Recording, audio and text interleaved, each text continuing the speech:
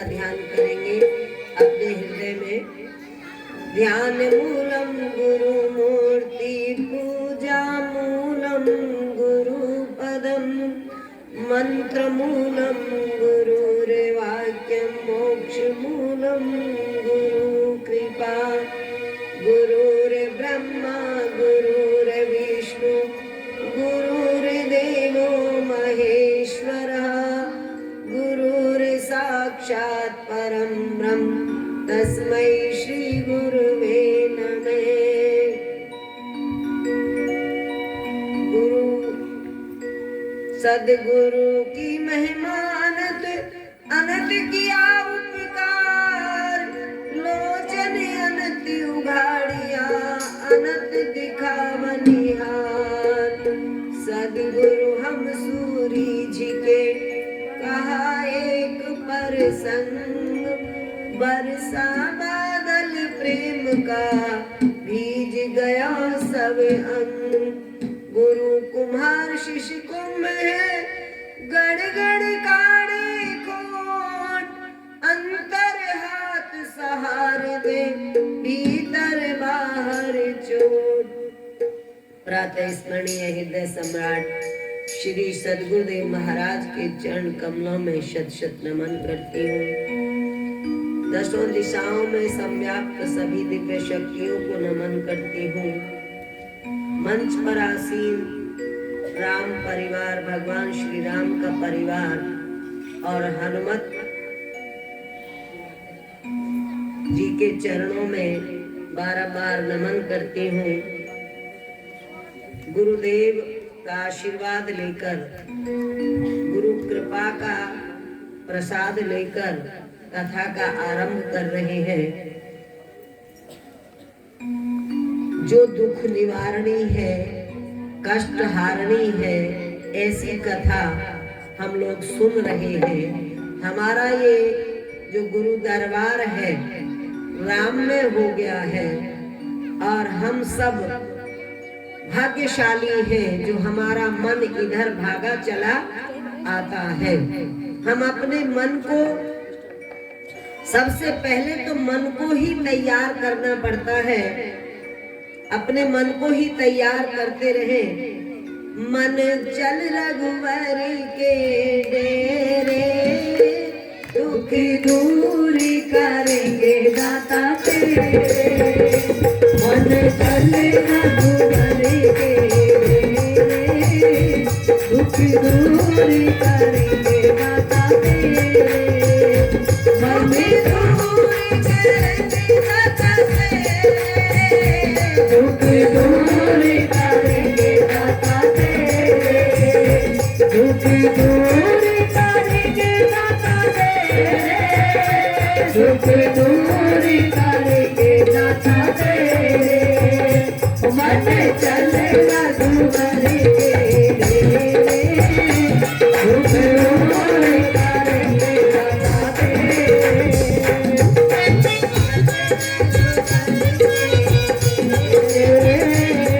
दुख दूरी करेंगे दाता तेरे।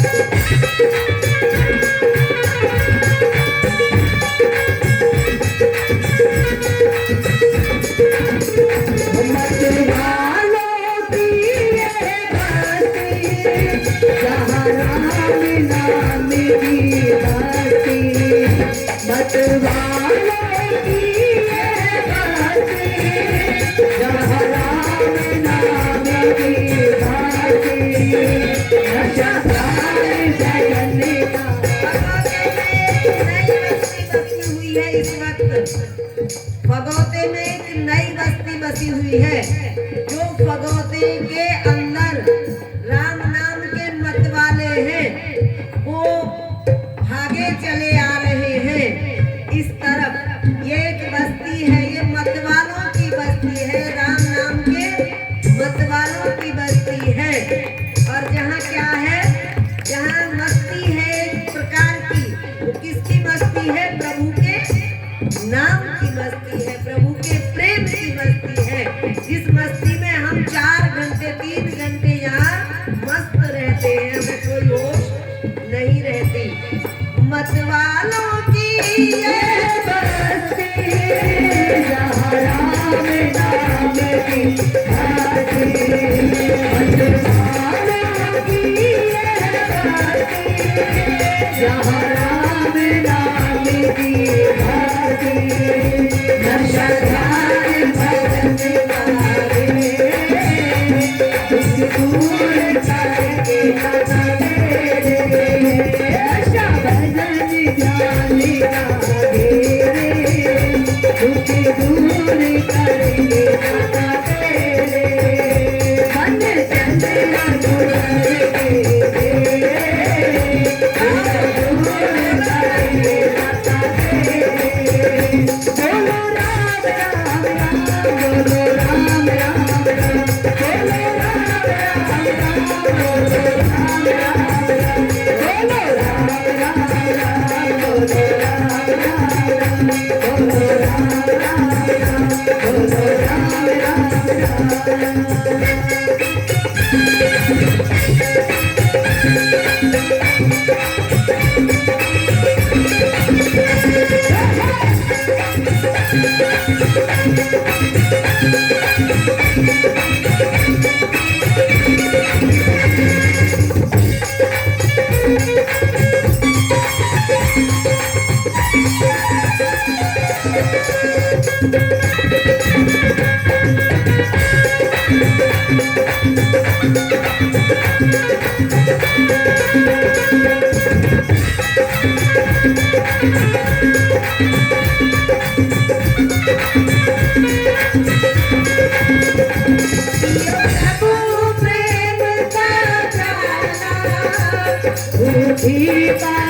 जाए ताला, पियो प्रभु प्रेम का प्याला।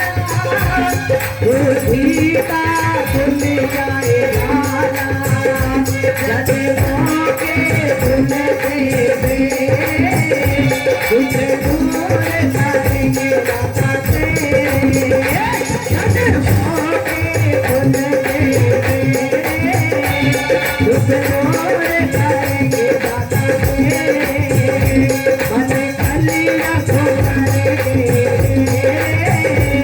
कुछ दूर करेंगे दाता तेरे।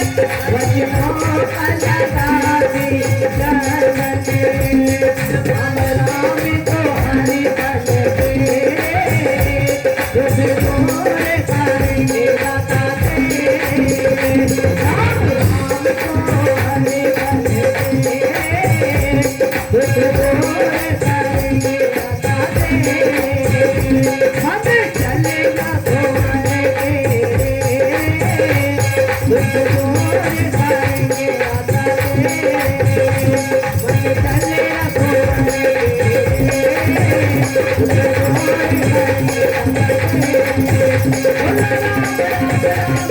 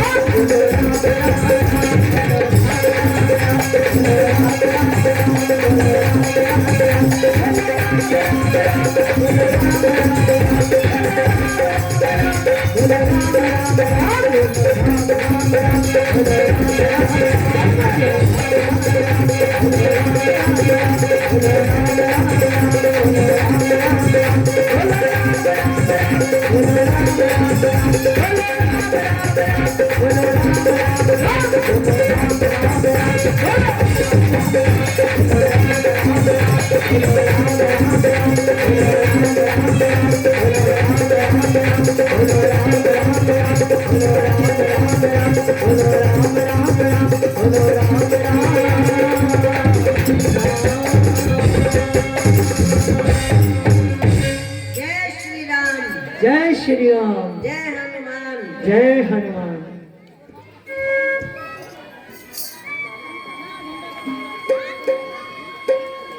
सभी को देखकर बहुत अंदर खुशी हो रही है।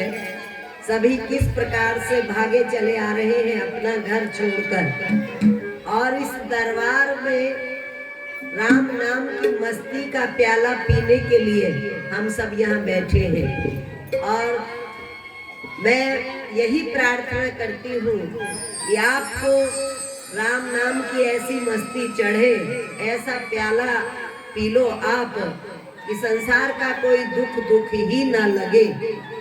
सुखी रहो, हमेशा खुशियों में डूबे रहो। जैसे भगवान शिव और पार्वती, हमने कल कथा कहाँ छोड़ी थी? भगवान शिव और पार्वती पर छोड़ी थी। जब पार्वती ने राम के ऊपर शंका की तो उनका घर बिखर गया, सब कुछ बिखर गया, विध्वंस हो गया, सती को भी प्राण त्यागने पड़े। और जब अब इस जन्म में पार्वती बड़ी विनम्रता के साथ, क्षमा याचना के साथ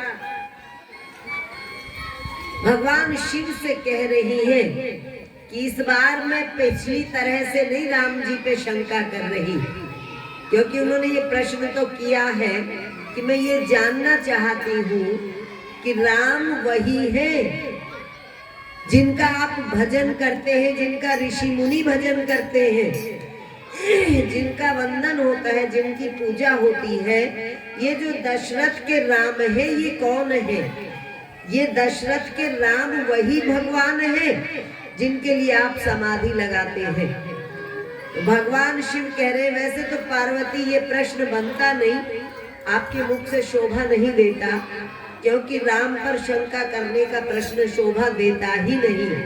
लेकिन इस जन्म में तुम जो शंका कर रही हो, उस शंका में तुम्हारे आस्था की कमी नहीं है, तुम सिर्फ कथा सुनना चाहती हो, इसलिए ये प्रश्न उठा रही हो। इसलिए मुझे बहुत खुशी है और मैं तुम्हारा धन्यवाद करता हूँ। धन्यवाद करो। कोई तुमसे प्रभु की चर्चा करे तो उसका धन्यवाद करो। जो ये लोग तुम्हारे सामने इधर उधर की चर्चा लाते हैं, इनसे बचो। उसके नजदीक लगो जो प्रभु की चर्चा करे।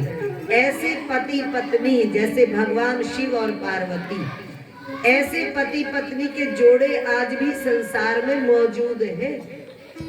हमें मिल जाते हैं, कोई कोई जोड़ा मिल जाता है जो परस्पर बैठकर राम चर्चा करते हैं, प्रभु चर्चा करते हैं, सत्संग करते हैं। पति पत्नी तो लठ बजावे वैसे तो है ना, लेकिन नहीं, सत्संग करने वाले पति पत्नी भी हमने देखे हैं जो परस्पर सत्संग करते हैं। अभी शायद कल परसों में वो आ जाएंगे। पिछले वर्ष भी जिन्होंने आके यहाँ योग करवाया था, वो पति पत्नी आए थे दोनों, वो योग करवाते हैं। उनका शनिवार इतवार की छुट्टी में शायद वो है, वो कोर्ट में रीडर है। तो वो पति पत्नी को आप देखो उनके घर में, और उनके आपस का जो सामंजस्य है, वो चर्चा और कुछ होती ही नहीं उनके बीच में। यही ज्ञान चर्चा चलती है, योग चर्चा होती है। ये तुम पिछले वर्ष देख भी चुके हो, उनको उन्होंने यहाँ योग कराया, हो सकता है इस वर्ष भी वो आने का मन बना रहे हैं। तो ऐसे भी पति पत्नी होते हैं। यहाँ देखो कितना सुंदर दृश्य है, सोचो दिमाग में, मन में एक फिल्म बना लो।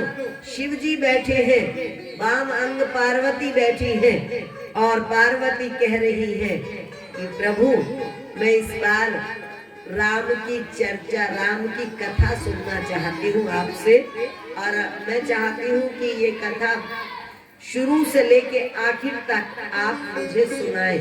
कैसे राम जन्म हुआ, कैसे उनका विवाह हुआ, कैसे सीता चोरी हुई, कैसे रावण का मरण हुआ, ये सारी की सारी कथा आप मुझे सुनाएं। और साथ ही ये कारण भी बता दें कि राम ने जन्म क्यों लेना पड़ा, भगवान को अवतार क्यों लेना पड़ा, उन्हें राजा दशरथ के यहाँ क्यों आना पड़ा। तो शिव जी कहते हैं,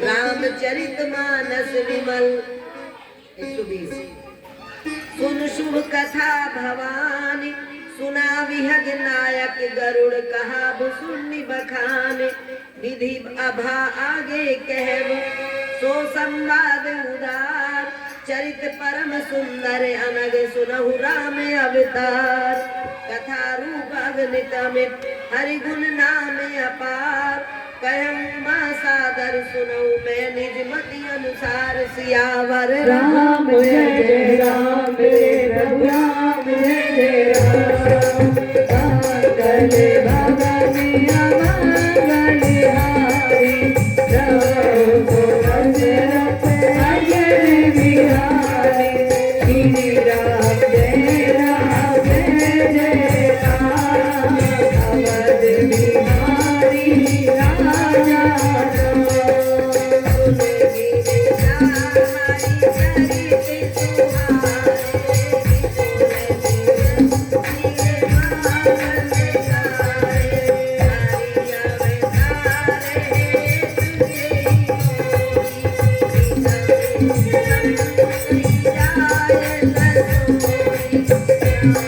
अवतार के बुद्धि वाली, मत हमारे हस सुनहि सयानी, सतपी सात मुनि पुराना, जगत कहे समझि अनुमाना, सतमे सोमे सुनाऊं तोहि, समझि करहि जस कारण मोहि, जब जब होई धर्म के हानि, करहि असुर अधम अभिमानी, करहि अनीक जाई नहीं बरनी, दीनहि विप्र धेनु सुर धरनी, सब तब प्रभु धरि विवधि शरीरा, हरहि कृपानि से सजन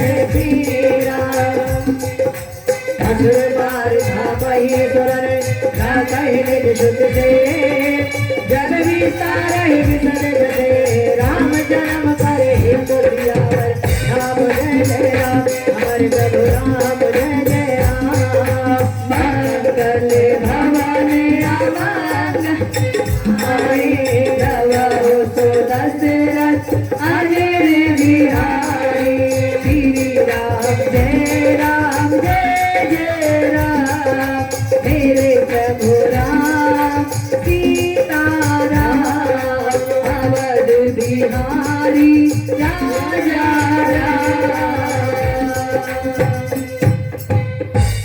शिव जी कहते हैं, ध्यान से सुनो, तुम तो सीताराम को देखने लग गए। शिव जी पे ध्यान दो। शिव जी कहते हैं क्यों अवतार लेना पड़ता है, राम जी को क्यों लेना पड़ता है। कृष्ण जी ने भी गीता में कहा है, यदा यदा ही धर्मस्य ग्लानिर्भवति भारत, अभ्युत्थानम् अधर्मस्य तदा आत्मानं सृजाम्यहम्, परित्राणाय साधूनां विनाशाय च दुष्कृतां धर्म संस्थापनार्थाय संभवामि युगे युगे। कृष्ण ने भी कहा है और इसमें रामायण में शिव जी कहते हैं कि जब जब होए धर्म की हानि, बाढ़ई असुर अधम अभिमानी, तब तब प्रभुधरि विविध शरीरा, हरहि कृपा निधि सज्जन पीरा। जब जब धर्म कमजोर पड़ जाता है, धर्म कैसे कमजोर पड़ता है? धर्म कभी कमजोर नहीं होता, यानी उसके सामने अधर्म ज्यादा हो जाता है तो धर्म फिर कमजोर लगने लगता है। उस हालत में फिर भगवान को अवतार लेकर धरती पर आना पड़ता है। जय श्री राम। और वो असुरों का संहार करते हैं और सज्जनों को, उनकी पीड़ा को हरते हैं, उनके दर्द को हरते हैं, उनके दुख को हरते हैं। कौन हरते हैं? अब बहुत बढ़िया चर्चा है। भगवान में अपना चित्त फंसा लो, भगवान में अपना मन लगाओ कि वो कैसे दयालु है, वो कैसे कृपालु है। और एक बात और ध्यान रखना, राम कृष्ण बनकर ही नहीं आते, वो क्या पता क्या बनकर आ जाए और हमारे जीवन के दुख को दूर कर दे। वो संतों के रूप में भी आते हैं, वो कई बार एक आम आदमी के रूप में भी आ सकते हैं। ना जाने किस रूप में आके हमारी सहायता कर जाए और हमारे कष्टों को खत्म कर जाए, कष्टों को मिटा जाए। तो ये राम का अवतार कैसे हुआ, इसे भगवान बता रहे हैं, भगवान शिव बता रहे हैं। 5 कारण हैं राम जी के अवतार के। कितने कारण हैं? 5 कारण है। आपको पता होना चाहिए, राम कथा सुनने वाले बता सके कि हमें पता है कि राम जी की अवतार के कारण, किस कारण अवतार हुआ। 5 कारण है। पहला कारण है, बैकुंठ के 2 द्वारपाल थे, जय और विजय। देखिए 7 दिनों में रामायण पूरी नहीं होती, पूरी करते हैं, चलत में कर देते हैं, लेकिन पूरी नहीं। आपको ये जैसे माघ मास आ रहा है तो लगा लो अपने घर में, ठीक। कार्तिक मास में और माघ मास में, साल के 2 महीनों में आपने रामायण को पढ़ने का संकल्प बना लेना चाहिए प्रतिदिन। क्या 1 मास पारायण पढ़ना है प्रतिदिन, तो 30 मास पारायण होते हैं इसमें। 30 मास पारायण में ये पूरी रामायण हो जाती है। हम लोग पढ़ा करते थे इसी तरह से। आज मैं उनको स्मरण कर रही हूँ जो हमारे यहाँ पहली टीम थी, सबसे पहले जिनके छत्र छाया में हमने सत्संग करना सीखा, जिनकी छत्र छाया में हमने अखंड पाठ कर रहे थे, सुंदरकांड किए थे, रामायण पढ़ते थे। वो हमारी जो बुजुर्ग माताएं अब नहीं रही इस धरती पर, सबसे पहले तो मैं उनको याद करती हूँ जो संत रत्नी देवी जी को लेके आई थी। यहाँ पर उनके परिवार का कोई मौजूद है कि नहीं है। ये 3 दौरानी जिठानी थी, शांति, चंपा, कस्तूरी। तो आज उनको याद आ रही है मुझे। वो तीनों अब धरती पर नहीं रही। उनका परिवार है, पता नहीं परिवार में से कोई आता है कि नहीं आता है, आते हैं। तो ये 3, हाँ, ये तीनों ये देवियां ही थी एक तरह से। तीनों ने संतों का सत्संग करने का बहुत शौक था और परले मोहल्ले में आई थी रत्नी देवी जी, और वहां से ये इस मोहल्ले में लेके आई और फिर इन्हीं के कारण ये पूरे गांव में प्रचार फैला, इन तीनों के कारण। फिर इन तीनों के साथ मिल गई मेरी माँ और शांति मौसी, वो अभी जिंदा है। ये 2 मिल गई और तीसरी मिल गई गीता की माँ कांति। ये शांति कई हो गई, 2 शांति हो गई और 2 हो गई कांति, और एक हो गई कस्तूरी और एक थी चंपा।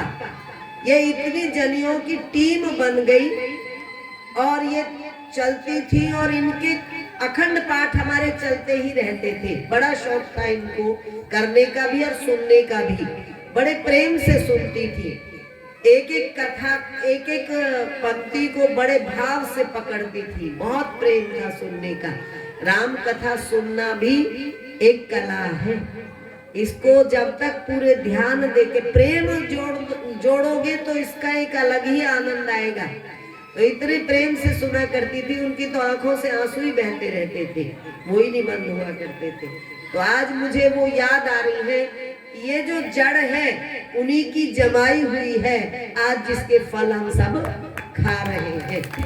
और वो रत्नी देवी जी को लाए और फिर रत्नी देवी जी ने अपना पूरा यहाँ पर पूरा जड़ जमाई, पूरा प्रचार किया। तो ये सारा खेल वहां से शुरू हुआ है। उसके बाद तो अब ये आगे चल रहा है और ये प्रभु की कृपा है कि ये फगौता भाग्यशाली है जहाँ पर ये सब हो रहा है। ये कोई आसान नहीं होती ये चीजें। बड़े भाग मानुष तन पावा, सुर दुर्लभ सब ग्रंथनी गावा।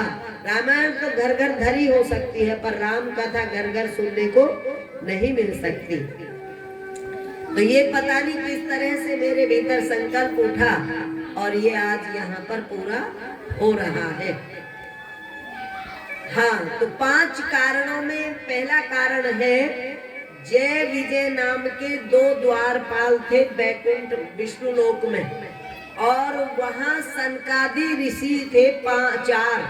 सनकादि ऋषि थे सनक, सनंदन, सनत, सनातन, सनत कुमार, सनातन। 4 थे वो। चारों को वरदान मिला हुआ था कि हमेशा 5 साल के रहोगे, तो वो हमेशा 5 साल के रहते थे। अब जब वो आए, सनकादि ऋषि जब वहां आए विष्णु लोक में, द्वार पर जो द्वारपाल थे जय विजय, उन्होंने रोक दिया, बोले बच्चों की एंट्री नहीं है। वो थे बहुत पुराने आदि ऋषि थे कि बच्चे नहीं जा सकते, उनको रोक दिया। तो उन्हें क्रोध आया और उन्होंने श्राप दे दिया कि तुम हमें नहीं जानते, तुम हमें भगवान के पास जाने से रोक रहे हो और तुम असुर होगे, राक्षस बन जाओ। तो उन्हें श्राप दिया राक्षस बनने का। यहाँ पर ये श्राप फिर 3 जन्मों का श्राप दिया, अभी 3 जन्मों तक राक्षस रहो। तो एक जन्म था उनका हिरण्यकश्यप और हिरण्याक्ष का, दूसरा जन्म था उनका रावण और कुंभकर्ण का, तीसरा जन्म था उनका शिशुपाल और कंस का।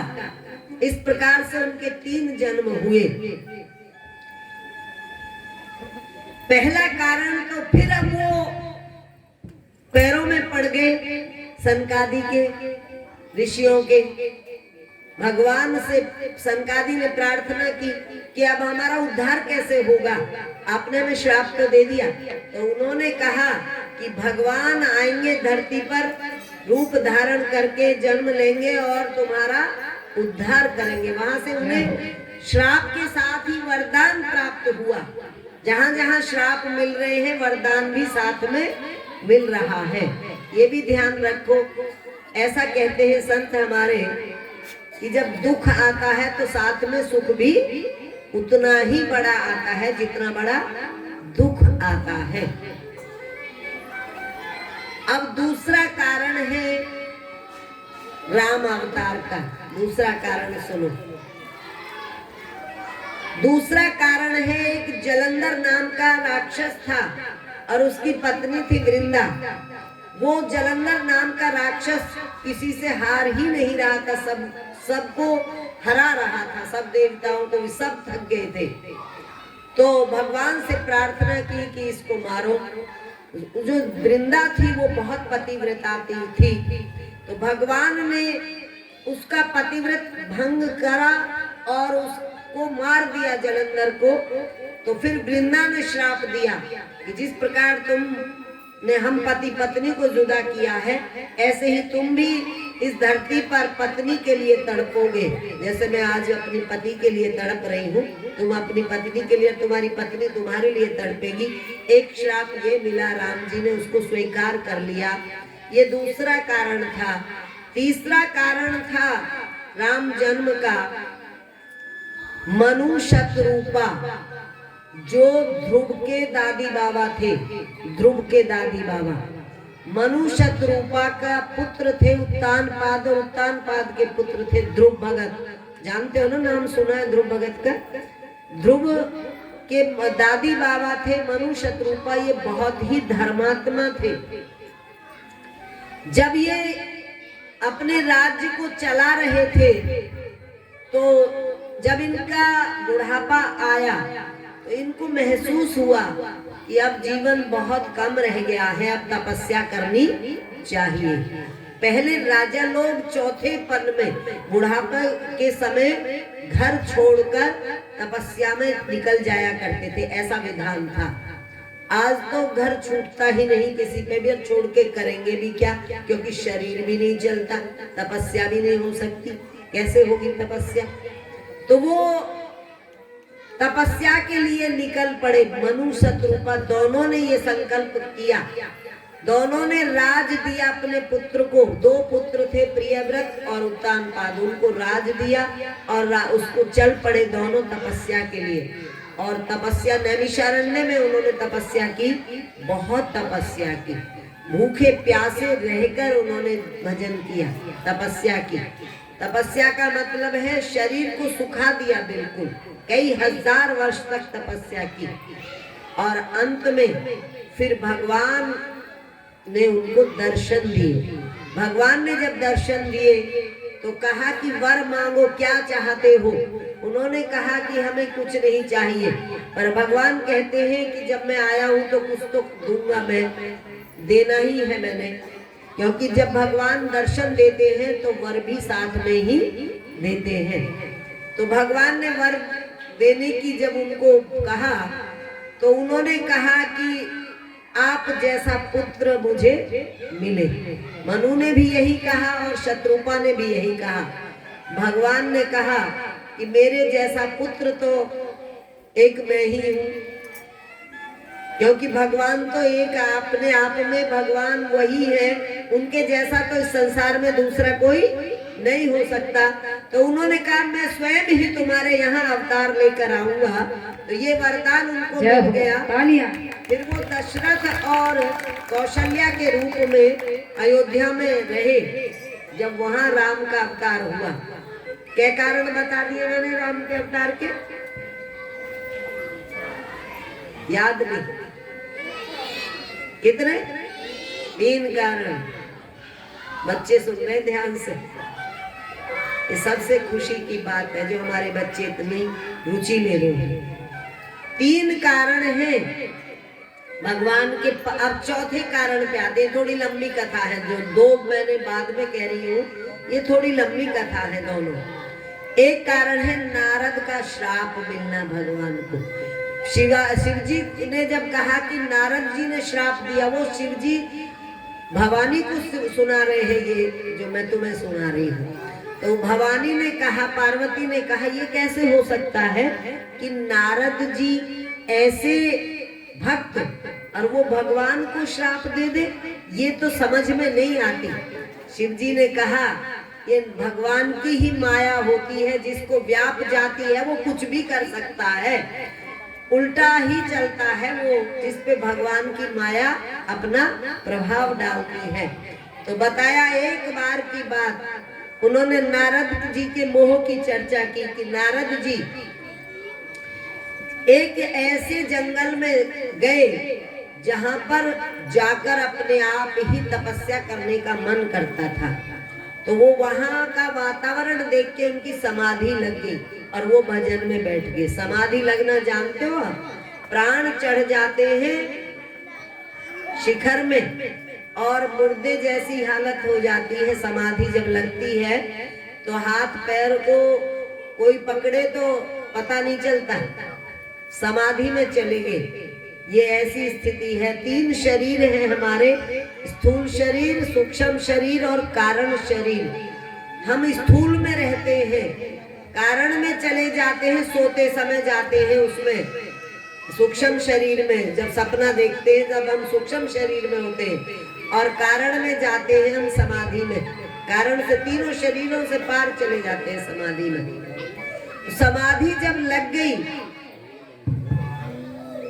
नारद जी की, तो राजा इंद्र को खतरा पैदा हो गया। राजा इंद्र ने कहा ये कहीं मेरी कुर्सी न छीन ले, मेरी गद्दी न छीन ले। राजा इंद्र घबरा गए। उन्होंने कामदेव जी से प्रार्थना की कि कामदेव तुम कुछ करो, इनकी समाधि तोड़ो। कामदेव ने कई अप्सराएं भेजी, अप्सराएं आई, लेकिन नारद जी की समाधि नहीं टूटी। तो कामदेव ने स्वयं कोशिश की, पर फिर भी नारद जी की समाधि नहीं टूटी, तपस्या भंग नहीं की हो सकी। अब नारद जी को जब इस बात का ज्ञान हुआ तो उनके अंदर ऐसे होता है ना, अहंकार आ जाता है कि देखो मेरा तो कामदेव भी कुछ नहीं बिगाड़ सके, मैंने तो इतनी बड़ी समाधि लगाई। अब वो देवी देवताओं ने फूल बरसाए और देवताओं ने बड़ी प्रशंसा की, उनकी महिमा गाई। ये बहुत बड़ी बात थी कि तपस्या तोड़ने की कोशिश करके भी राजा इंद्र तपस्या नहीं तोड़वा सके। तो नारद जी फिर गए भगवान शिव के पास, और शिव के पास जाके बड़ी उससे खुशी से अपनी गाथा गाने लगे कि मैंने तपस्या की और मेरी समाधि लग गई, और देवताओं ने अप्सराओं ने इतने जोर लगाए, स्वयं कामदेव ने जोर लगाए, पर मेरी समाधि नहीं तोड़ सके। भगवान शिव ने कहा कि नारद जी मेरे तक कह दिया कोई बात नहीं, भगवान विष्णु के पास मत कह देना, गड़बड़ हो जाएगी। नारद जी नहीं रोक सके अपने आप को, भगवान विष्णु के पास गए तो नारद जी ने वहां भी अपने गीत गाने लगे। ये समझने की बात है कि अगर दान करो, भजन करो, पुण्य करो तो इसके गीत मत गाना, नहीं तो इसका परिणाम ऐसा ही होगा। नारद जी ने विष्णु भगवान के सामने गीत गाए अपने, विष्णु भगवान ने भी हाथ जोड़े कि नारद जी आपने तो कमाल कर दिया, आप जैसा तपस्वी कौन हो सकता है भला। और हवा भर दी उनमें। नारद जी और अभिमान में आ गए, इतने अहंकार में आ गए कि उन्हें लगा कि इस धरती पे शिव जी की भी समाधि कामदेव ने तोड़ दी थी और मेरी तो कामदेव भी नहीं तोड़ सका, तो ये मैं तो सबसे ऊपर हो गया, ऐसा अहंकार नारद जी को हो गया। तो फिर क्या होता है, नारद जी वहां से चलते हैं और बाहर निकलते हैं तो हैरान हो जाते हैं। बाहर निकलते ही उन्हें एक बड़ा सुंदर नगर दिखाई देता है। हालांकि उस नगर को उन्होंने पहले नहीं देखा, तुरंत विष्णु भगवान की माया तैयार हुई, उन्होंने देखा कि ये नारद जी का तो मामला खराब हो गया, इसका अभिमान तोड़ना पड़ेगा।